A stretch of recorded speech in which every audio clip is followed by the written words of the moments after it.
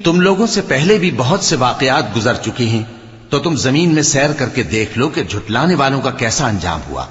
یہ قرآن لوگوں کے لیے صاف پیغام اور اہل تقوی کے لیے ہدایت اور نصیحت ہے، اور بددل نہ ہونا اور نہ غم کرنا۔ اگر تم سچے مومن ہو تو تم ہی غالب رہو گے۔ اگر تمہیں زخم شکست لگا ہے تو ان لوگوں کو بھی ایسا زخم لگ چکا ہے، اور یہ ایام زمانہ ہیں کہ ہم ان کو لوگوں میں بدلتے رہتے ہیں، اور اس سے یہ بھی مقصود تھا کہ اللہ ایمان والوں کو جدا کر دے اور تم میں سے بعض کو شہید بنائے، اور اللہ بے انصافوں کو پسند نہیں کرتا۔ اور یہ بھی مقصود تھا کہ اللہ ایمان والوں کو پاک صاف بنا دے اور کافروں کو نابود کر دے۔ کیا تم یہ سمجھتے ہو کہ بے آزمائش بہشت میں جا داخل ہوگے؟